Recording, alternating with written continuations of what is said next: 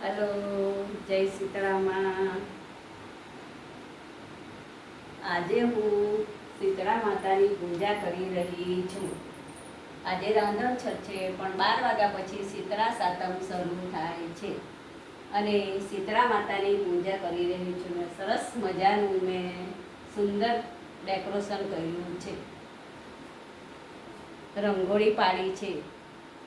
તો તે અર્થે સરસ મજાનું મેં રંગોળી પાડી છે અને દીવો કર્યો છે શીતળા માતાને. તો હું શીતળા માતાને સરસ રીતે વંદન કરી સૌ જગ્યાએ દીવો પ્રગટાવી રહી છું.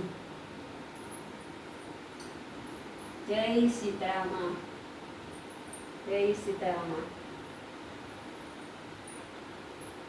જય સીતળામાં.